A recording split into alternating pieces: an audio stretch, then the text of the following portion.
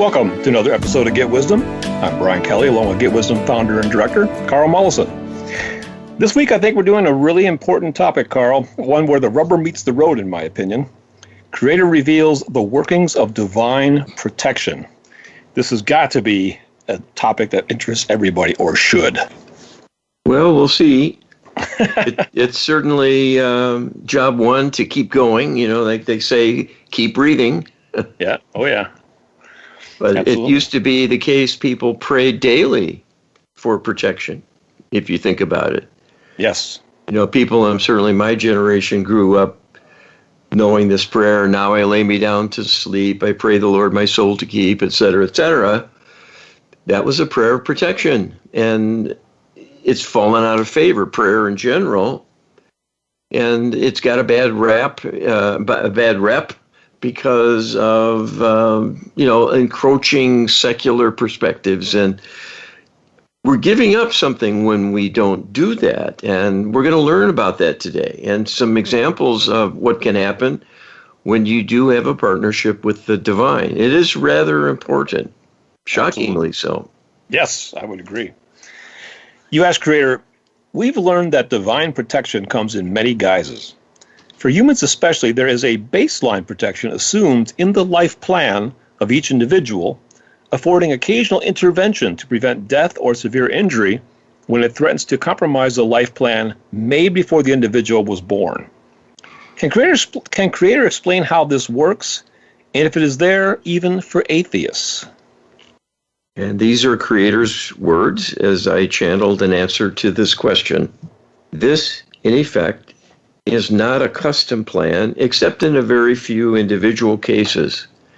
Everyone, including non-believers who have returned to the light and then most likely will be inclined to be non-believers in their new incarnation, are given support through life force energy to keep going. After all, if you do not have the life force within you, you will die and have to return to the light and cannot accomplish anything further. The whole point of incarnation is to work on your issues and those of the human community you wish to help. To have every life truncated quickly by accidental death would limit progress greatly. Even those who are not the most upstanding citizens, like true believers who might accomplish more as a consequence, still contribute energy and do bring some light in, regardless of personal beliefs and the hazards in navigating their way in a world of disconnection, seen to by the interlopers, causing people to be born with no conscious recollection of who they are and where they are from. So the life plan will involve some extra attention to the issue of safety for many who will be in harm's way by virtue of the particular aims of that lifetime, but all are at risk, and this is a given and known in advance. Everyone coming down knows you're going up against the forces of darkness in a contest between good and evil, and choosing bravely to come forth regardless, and put your life on the line, and risk karmic wounding that will haunt you in the future, and have already accumulated a larger backlog of negative karmic events in your experience than you have ever been able to heal. So the liabilities are always mounting with each return to life. This is a measure of your courage and your resolve to fight for what you believe in, to rescue humanity and the many other worlds under threat from the darkness, if at all possible. That is what you are devoted to. Your own personal healing is, in many ways, a blessing, but is also a necessity to take care of, at least enough to keep you from being destroyed very quickly on your return each time. You must have at least a fighting chance, a reasonable start to get anything done. Otherwise, there would be little point in returning, just to repeat suffering and add more suffering to the pile. You know, I think this is an interesting topic for a number of reasons. And one is this fills in a big gap because we are fragile beings. And it seems that we can get injured all too easily. And yet it also seems that we steer clear of severe injuries more often than seems to be the case would be according under normal circumstances. So, Creator essentially saying, yes, we do intervene, is an important message. Yes, and it's worse than we think. The problems with illness and people struggling, with poverty and not completing their education and getting good jobs and having stable family life and happiness in general. All of that, to a significant degree, is past karmic trauma acting like an anchor, holding people back. And that is what accumulates each time you come down, and you get more wounding because you're not taught to heal yourself and how to go about doing that. So each life takes a toll, and we end up kind of beating our heads against a wall all too often because we don't really know how to deal with evil, and they're kind of edging us out here. So we've got to get back to first principles, and that's what this whole enterprise is about, with Get Wisdom to bring that knowledge that enables people to empower themselves once again. Absolutely. And get on the march in an effective way. Yes. You ask Creator, we know that members of the ET Alliance are soul-based beings, but due to their extreme disconnection, no longer have guardian angels protecting them individually. We know most, if not all of them, are cut off from their own higher selves. Is the higher self still monitoring the individual and offering inspiration? Do they still have life plans that are being pursued?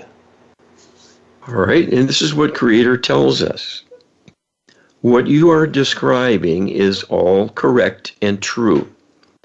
The extraterrestrials in your realm are all negative and have reached an extreme level of depravity, bringing about more evil than not, and will not lift a finger to help humanity in any fashion, except to deceive and create a worse outcome down the line, which will take back any kind of benefit that was offered falsely to dupe naive human beings into trusting them and their representatives, forced to serve through mind control manipulation, often with no awareness whatsoever. They are contributing to the darkness in all they do.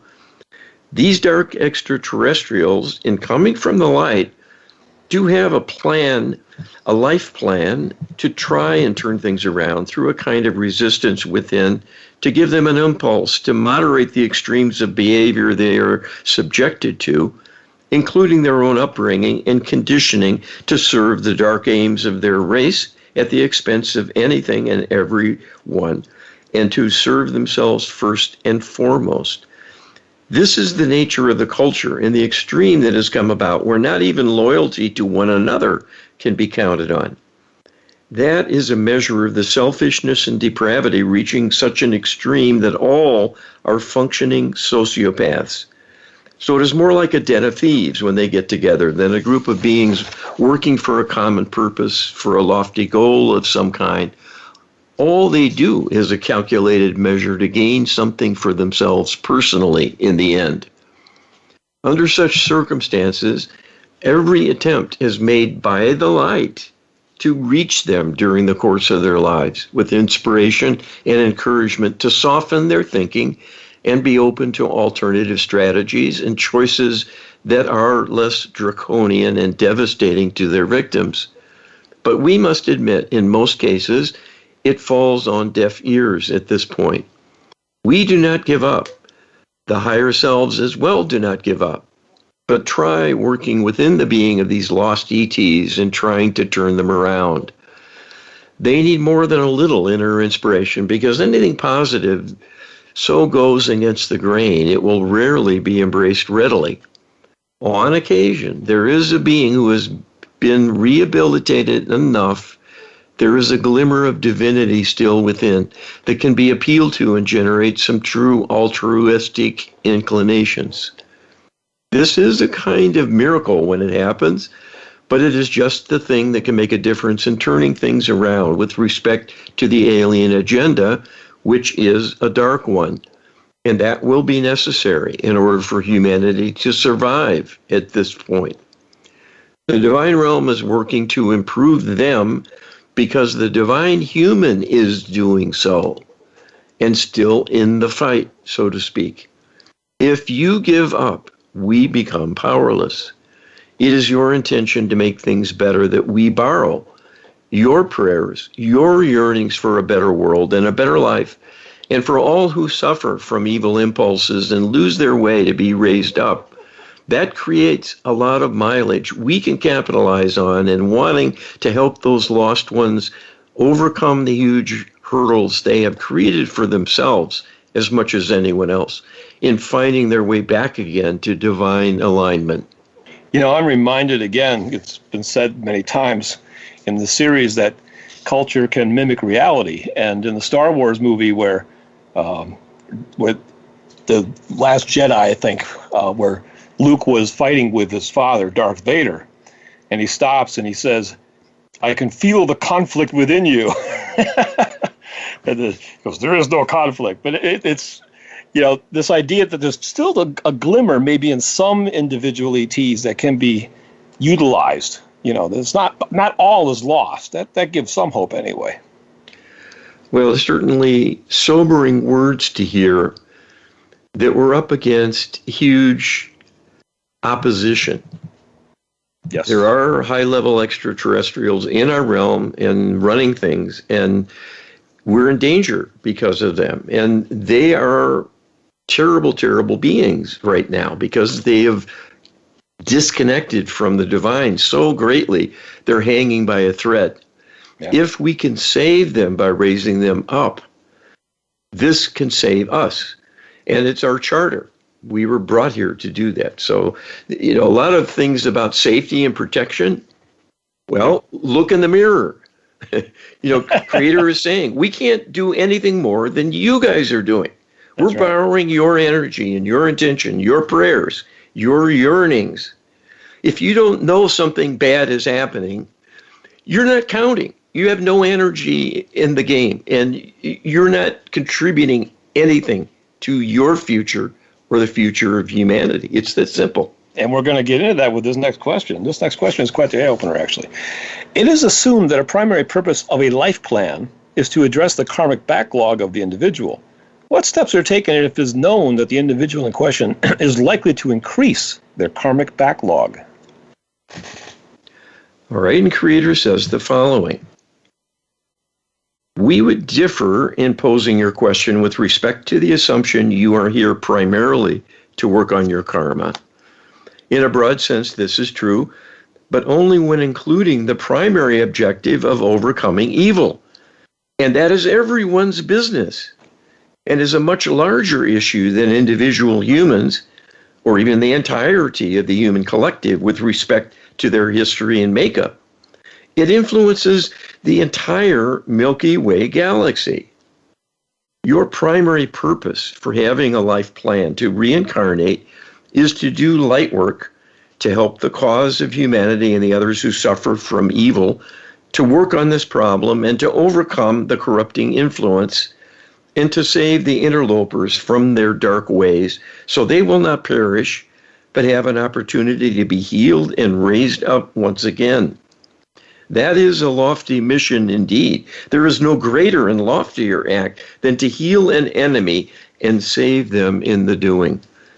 In the course of this long-term project, all have become wounded again and again, suffering from inner corruption unavoidably because of the power of the interlopers, and then getting out of alignment, making karmic missteps, and accruing karmic damage and karmic wounding, both from becoming perpetrators yourselves at times, as when compelled to go to war, but also many times being victims. And that wounding becomes a karmic imperative because it happened on your watch. And as the guardian of your own soul, you are responsible even for healing what is done to you by others. So eventually, you will have to reckon with the long history you've endured of suffering at the hands of the interlopers and find ways to heal yourself. That can take a good deal of concerted effort, and for many is more than a full-time project in coming back for an incarnation. There are many who do so and have their hands full just to stay afloat because of the level of karmic backlog of unhealed need being so overwhelming. But for most, the primary objective will still be light work on behalf of the collective of divine beings to right the wrongs of history and overcome your evil opposition and turn things around for the better. During the course of your life, there will be opportunities to learn about healing and to obtain some divine healing. And that indeed might be integral to your life plan in order to be successful and not be taken out quite early through attrition. If you are starting behind because of severe wounding that catches up with you early on and drags you down too greatly. So a combination of self-care, self-healing, and divine intervention may be needed in order to keep going and have a chance of having your life mission completed with any kind of accomplishment beyond your own status, being given some assistance with forward progress. Indeed, most light workers fail to make a contribution at this point, because not only is the darkness powerful due to human weakness and neglect through unawareness of what they face, but most will simply be sidelined too readily because of the disconnection in not being aware the divine is real or really knowing anything about the ongoing contest.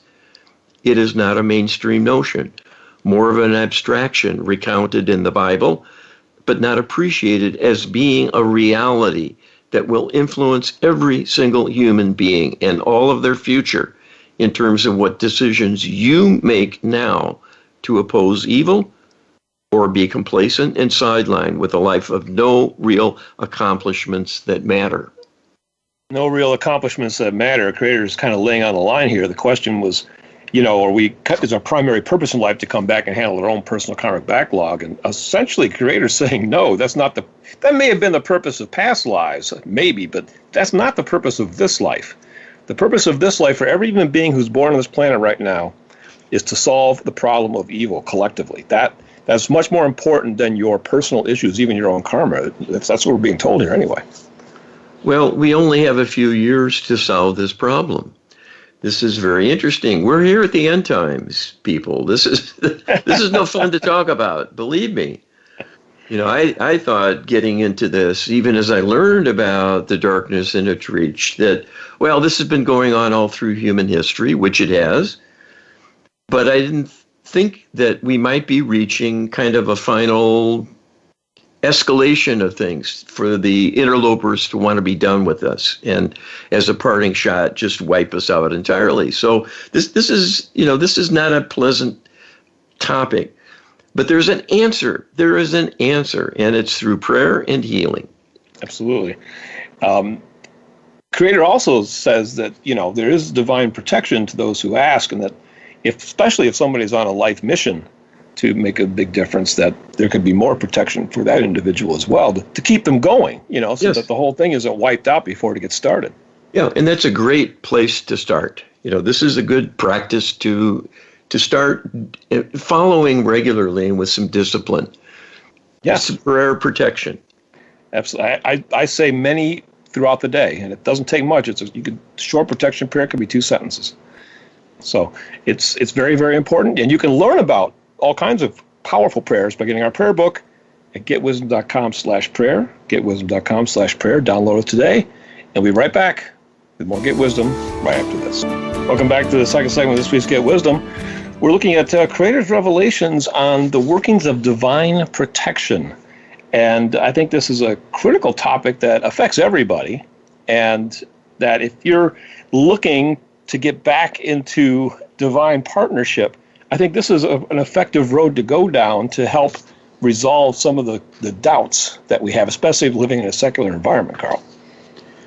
Yep. Well, this should open eyes, I think. So let's keep going here. A lot to cover here. You ask Creator, does karma execute its own life plan for an individual? Victor Hugo in Les Miserables wrote of the fate of Field Marshal Michel Ney during the Battle of Waterloo. Frenzied with all the noble grandeur of death accepted, Ney put himself in the way of every onslaught in that bloodbath. There is where he had his 5th horse killed from under him. sweating, with fire in his eyes, foam on his lips, his uniform unbuttoned, one of his epaulettes cut in half by a saber stroke from a horse guard, his great eagle plate dented by a bullet, bloodied, muddled, magnificent, a broken sword in his hand, he said, "Come and see how a Marshal of France dies on the battlefield." But to no avail. He did not die. Ney was later executed by a French firing squad. Or was he? There is a narrative that his death was faked and that he escaped to America to live out his life as Peter Ney. Was it divine protection or karma saving him for a different and more ignoble fate? All right, and Creator kind of dissects this story and explains what truly happened here.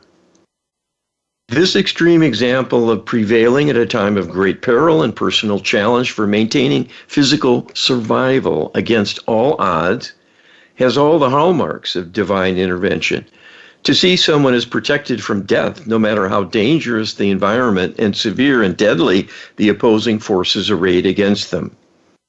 There are many examples recounted in stories of war where combat veterans witnessed individuals coming through it all with distinction and valor, putting their lives at risk again and again, even being out clearly in the open when, if nothing else, the huge quantity of shrapnel from exploding munitions would be expected to inflict wounds, let alone the improbable series of circumstances in battle where no one appeared to aim carefully enough at them to kill them outright with a bullet.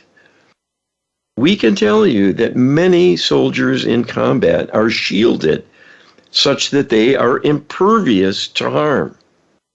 Some will have an inner knowing this is so, and is part of the level of belief they have cultivated that enables it to happen.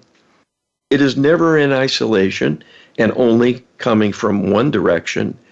There must indeed be a partnership between the divine human and the divine realm, so that both are not only in alignment but working together in unison to ensure such an outcome under great odds against it. It is certainly as perfect an example of bravery and dedication to a cause as one could ask for. Some would attribute it to a kind of psychotic frenzy, where a person loses self-control because of the extremes of emotion they are subjected to and throws caution to the wind with reckless disregard for the outcome. That is easy to say by those who have never been in combat and subjected to those extremes personally. We can tell you that all are afraid, but those who walk in divine alignment have a kind of inner courage that is extraordinary and will enable them to keep functioning under such extreme circumstances that would likely incapacitate the average person, who would simply break down and their body no longer would stand to allow them to engage with the task at hand. This is how many are stricken with battle fatigue and must be hospitalized because they're in such an extreme state of breakdown mentally, they're unable to function and are useless to the military in that condition. Everyone is a breaking point, but we can tell you that feats of greatness are often a demonstration of a strong inner faith. Having a partnership with the divine can indeed bring about miracles.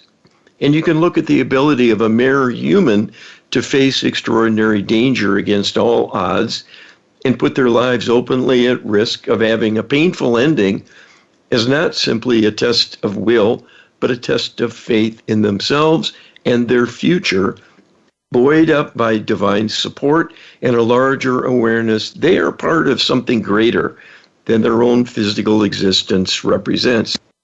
It is often the case that those giving their lives for a cause are divinely inspired to do so because it is in alignment with who they are. It is not about the killing that might happen to which the divine contributes. It is about the expression of the needs of that soul-based being for self-preservation and the protection of others that soldier cares about, his comrades who he would lay down his life for, and indeed is putting himself at risk every moment during battle. This is why soldiers are rightly revered for their courage. That is a divine attribute. Devotion to duty can be misplaced or even wrong-headed at times through deception, causing war to happen for the worst possible reasons. But that fault is on the head of those who have orchestrated that travesty and not on the soldiers who give their all for a cause they believe in. So there will be karmic gains as well as some karmic loss for those in combat, at least when there is a noble effort underway to save lives and not solely cause death and destruction. Surprisingly to many hearing this, Michel Ney did escape successfully, and so a cover story was created to satisfy the powers that be that he had been dealt with as desired by those in political control, while in actuality he escaped unscathed from a false condemnation by political interests and was able to live in peace thereafter. This again was due to being in divine alignment. It was not because he was a party to war that he was supported. It was that his intentions were for the greater good, and he was drawn into this battle because he was a leader in an important position that risked that happening in order to bring important divine wisdom to those individuals involved in military affairs. There are many brave souls who put themselves in harm's way in this fashion and may end up being drawn into life and death situations that might compromise them karmically, as in being forced to take the life of another to preserve their own. That is still a transgression, but to do so in service to a higher good is a mitigating factor, and that is the reason for his escaping death so many times. He was on a mission with a higher purpose, and that is why his life was preserved. Just to put things in perspective, how much divine protection there simply had to be. It was mentioned in here that he had 5 horses, shot out from underneath him. And he led the charges of the Royal Guard against the British, who knows, a dozen times or something. When I say led, that means he's the first horse out in front. And he's also dressed as a field marshal, so he's the number 1 target. So everybody must have been aiming for him, you would think, right? And yes. Plus the cannon going off and everything else. It really defies odds that he would survive. Even the first charge, much less a dozen or more. So there's something powerful going on here, people. You really need to sit and pay attention. Well, who wouldn't like to have that sort of shielding in their travails that they face in their day-to-day lives, let alone going off to war? This is the ace in the hole to trump all other aces, to coin a phrase. This Absolutely. is having a divine partnership can be magical, and it can be magnificent, and it can be life-saving. Absolutely. And we're going to talk about a more prosaic, day-to-day kind of protection right now, Carl. Someone we know recounted, I was going up a 2-lane county road at 55 miles an hour, and a line of vehicles, including a large tractor-trailer truck, was coming from the opposite direction. Just as the truck was passing me, a black mini SUV following close behind him crossed the median in order to see if he could pass. He apparently had no idea I was so close, and we missed sideswiping each other by about an inch. My vehicle was severely buffeted by the air disturbance of passing a car going in the opposite directions so close at such a speed, and I am perfectly okay. But I am curious if this was the darkness trying to take me out. Was there divine intervention that saved the day? What can Creator tell us about this incident? All right, and this is what Creator says. Both of these influences were in play with this incident, but not quite in the dire way envisioned. There was darkness involved, but it was not directed at him. It was directed at the other driver, who had spirit meddler attachments. They were simply playing a game with him to put him in danger. This is a kind of sport for them to see how they can push the envelope.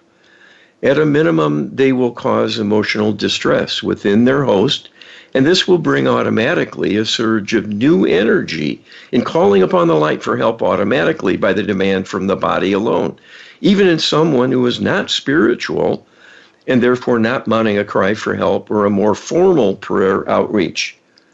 The number one way people are supported is in the divine supplying life force energy. And this will be gated by the higher self to be in proportion to the ongoing energy demands in the flow and flux of the day. And of course, demand will go up tremendously at times of great stress. And it is the job of the higher self to see to this automatically, as it always has a finger on the pulse, so to speak, as well as knowing your thoughts. So in the case of the driver, he was simply being pushed to an extreme of fear by a reckless prompting that simply was felt as an inner impulse of that driver to become impatient and then pull out into the oncoming lane to see if he could pass the truck, and to do so at just the worst time to be in harm's way, as it happened. Once underway, this rash act imperiling both was countered by divine intervention to create a kind of energy barrier to keep the vehicles from hitting one another, sort of like a force field of repulsion to make the cars bounce off, much as bringing together the like poles of two magnets will repel one another, and it will be difficult to make them touch. So this avoided the possibility of damage to either vehicle, not even a scrape on the paint, and was therefore a welcome blessing compared to what could have turned quite easily into a tragedy for many people when there is a fatal accident affecting the lives of loved ones. So this rescue was primarily mounted from the questioner's end of things and his energy from being in divine alignment to mount protection from harm, rather than the other driver whose karma was more in alignment with undergoing a severe accident, and even one that could be fatal. So the questioner can give himself credit from having established a good spiritual foundation for his own welfare. In this case, it proved a blessing to a number of others as well, but that is as it should be. After all, everything is interconnected within the human family. And I was told that the car buffeted rather severely. I mean, it was like being hit by an extremely strong gust of wind that kind of pushes you sideways, you know, who's ever driven on a road when the wind is like 70 miles an hour, right? And it was very intense. It seemed to the driver much more intense than would normally be the case, even passing somebody so close. But now we have an explanation for that, don't we, Carl? Well, it's amazing. There is the physics to divine intervention. Who'd have guessed? Yeah. We'll undoubtedly learn more about that one day. And we're probing into all kinds of things, but this is rather remarkable, and it shows how the extraordinary can happen. Yes. And really overturning physical forces that we take for granted and that we know are powerful. Yeah. And it's just a prayer away. Well, you know, and there's legions of examples. You know, people who were struck by a tornado and survived, and you know, in an avalanche or a building collapse, and all of those things where it just seems like sheer luck that they happened to be somewhere and somehow escaped. And there's always a prosaic explanation given. Right. But it's always a wrong one. It's a simplistic, knee-jerk assumption. Well, it must have been something just happenstance, just trivial. We had an incident here near the Great Lakes a few years back where a family was enjoying this park with the huge sand dunes. And, I mean, they're really, really tall. Mm-hmm. And this family was trudging up the sand dune and turned around, and the sun has disappeared. And they see there's kind of like a sinkhole where the sand is sort of running into, you know, this pocket. Right. And their boy is down there under the sand. Yeah. And they call the authorities. They come and they start digging. And this huge group of firemen were digging frantically for 2 hours. And they found his body and pulled it out. He was not breathing. And so they just put him in an ambulance and, you know, just pro forma and sent him off to the hospital. On the way, someone sees his chest start to move and he starts to breathe. Huh. And he comes back to life. Amazing. Yeah, he suffocated 2 hours before. Yeah. This is a divine intervention. You know, I looked into this. And it can't be anything else, really. No. It really can't. We got one more question to get into, Carl. We'll go real quick. Regardless of their level of divine alignment, how often in an average 75-year lifespan will the divine intervene to keep someone alive and pursuing their life plan? Yeah, we're on to the next segment here, Brian.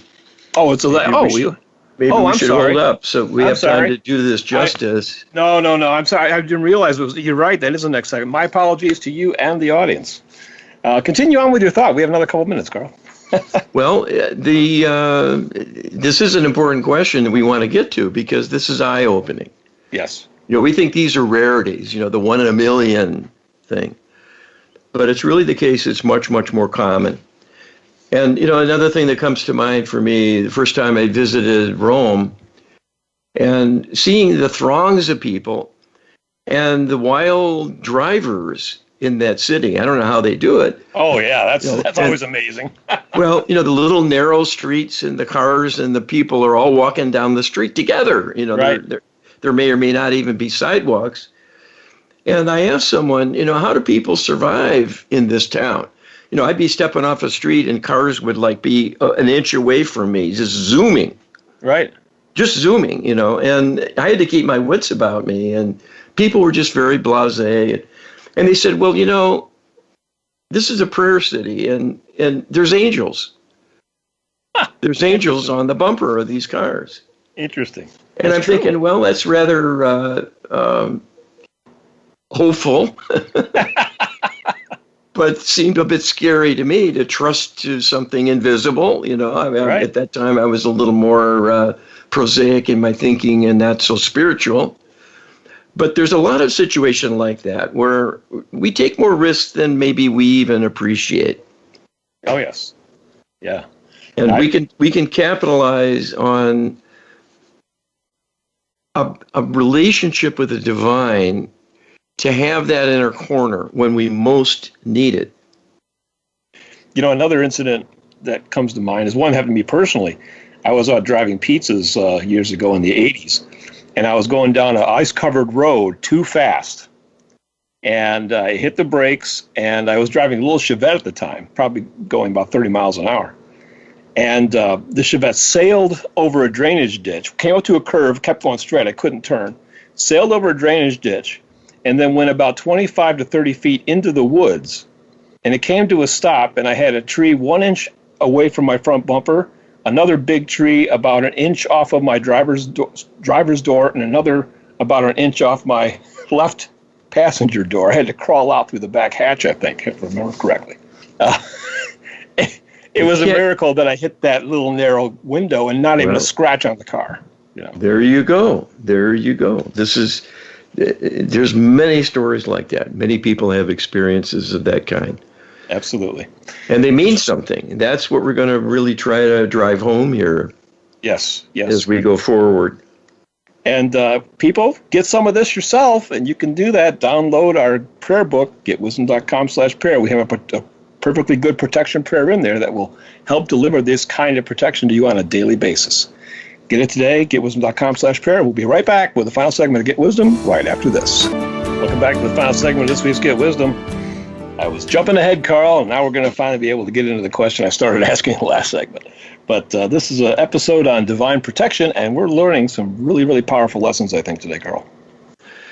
Well, and they're important ones because survival is job one. And if you don't make it to the end of your regular planning and your planned lifespan, you're going to miss out. And there's going to be things you don't get done, and it will have an impact. It will indeed. You ask Creator, regardless of their level of divine alignment, how often in an average 75-year lifespan will the divine intervene to keep someone alive and pursuing their life plan? Okay, so it's too bad we're not giving out prizes for the best answer here, but this is a rather interesting one. This is what Creator tells us. Creator's words. We can tell you that it is on average about a dozen times that there has been a divine intervention to forestall or minimize an accident or injury that otherwise would be life-threatening or immediately fatal. When you think about all the hazards facing a human being in the course of their lifetime, this is not an extraordinary number. After all, simply falling from a fairly modest height can cause severe injury or death, depending on how one lands, what the surface is like, and so on.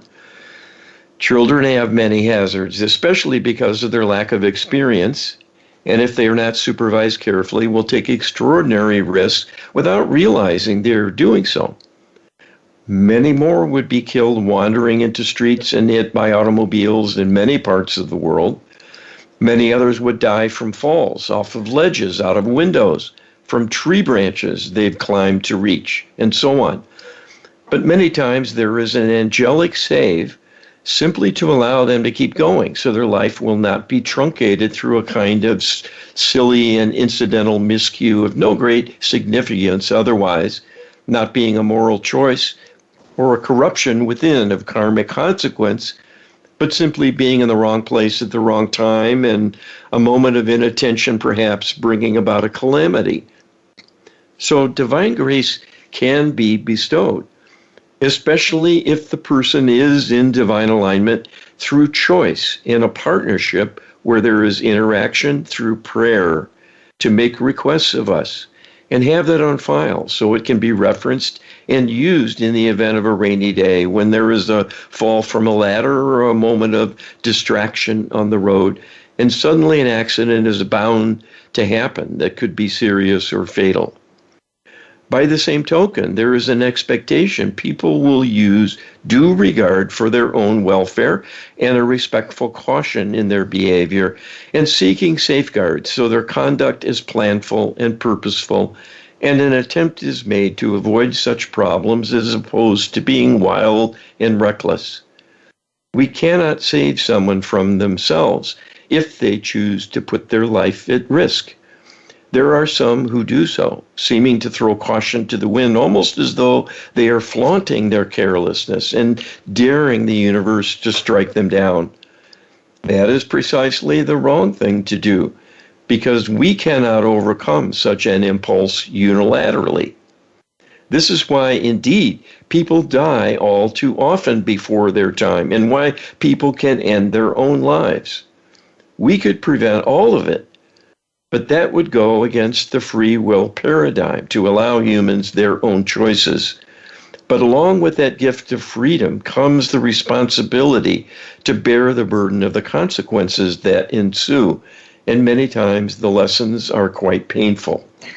Well, it'd be especially foolish to dare the ETs to take you down, strike you down, because they'd be all too happy to do so, I think, Carl. Well, there are people who kind of live that way. And it's not the best idea. But this shows there is a balance where one has to have the maturity and the discipline to be prudent in what they do with their energy and their thoughts and not be reckless and over-daring. That's kind of foolish because you can choose to die anytime you want.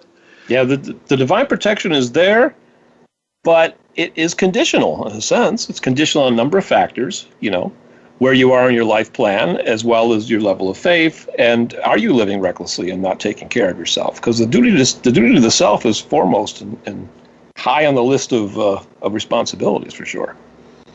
Well, and it can start a karmic pattern going if you're not careful. In other words, if you're reckless and die before your time, that is a karmic penalty, and that will come back around to you in a future life. And an opportunity will come again to do the same thing. If you don't see it coming, and if you're not prepared for it, you may pile it on with another repetition, and then you're really in a rut. Yeah. And that can go on life after life. Yeah, we're going to know many examples of that. You ask Creator, can Creator share with us how prayer work and the Lightworker healing protocol can help provide truly profound and effective levels of safety as we navigate our lives in this dangerous and hazard-filled world? All right, and Creator tells us, as we have recounted in answering the questions here, there are many examples of accidents and injuries and criminal wrongdoing, as well as health compromise, where divine intervention could save the day, literally, to keep someone going who otherwise would perish. There is nothing better you can do to ensure a successful and happy future than to request a divine partnership capable of forestalling such events to a significant degree and potentially totally, if you remain in good divine alignment and are avoiding the pitfalls that could harm you and negate or block divine assistance. Prayer has limits, and that is why it has an uneven reputation. The problem is not that your prayers are unheard. The problem is, most times, people are not praying in the most effective way. This is why we have taught your channel much about how to empower prayer, to make that information available to others. That will go a long way to improving things for the faithful who do seek our assistance and our counsel on an ongoing basis through regular prayer work. Prayer can fall short many times also because there are simply things people will not understand or know about, and so cannot mount effective prayers to cover all contingencies, at least in a detailed way. A divine intervention must be tailored to the energies of the requester. If they are acting in ignorance with little understanding of the reason they are struggling, what they are facing in opposition to their happiness, and also how the divine realm carries out healing and the tools available that it can bring to bear, any prayer launched will be very sketchy and many times not address the real issue at hand, and so can only represent a weak plea for help and must be answered with a weak reply as a consequence. We can only be a match to your energy.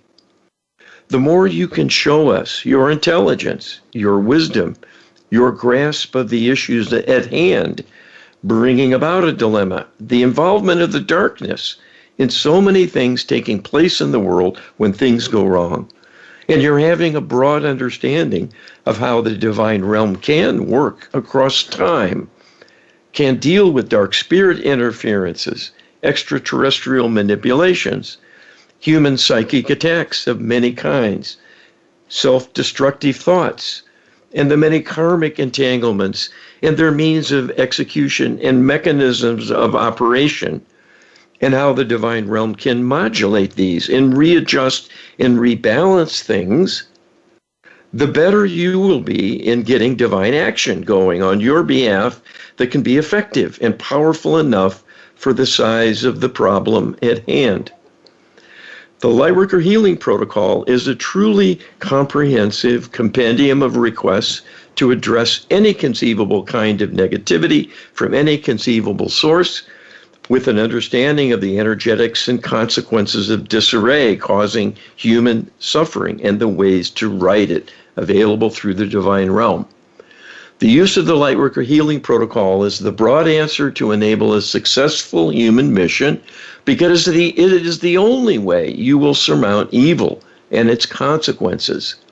The Lightworker Healing Protocol is the only way to do this with any guarantee of success. Many are needed to join this effort in order to reach a tipping point in your favor. Many more need to learn about the reality of what you're facing and your responsibility in being a divine creation for the purpose of solving the problem of evil once and for all. Not only for your world, but the entire galaxy you reside within, and then the universe as a whole.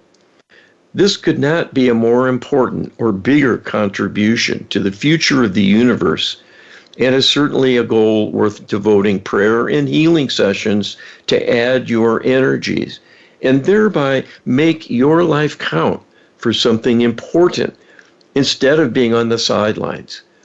It is your choice who you wish to become and what will be your legacy. So this has been an episode on divine protection, but really what we're praying for ultimately, Carl, is divine protection for the entire human species and the divine human project. that's what we're doing here. Divine protection is what we need. And we know also there are many other civilizations throughout the Milky Way galaxy that are at risk. Similarly, they're under subjugation and they're in danger. We're the only ones who can help because we're newly minted, so to speak. We're a new race of beings, fresher from the light. We haven't been around all that long. These other civilizations have been out there hundreds of millions to billions of years of corruption. Yeah.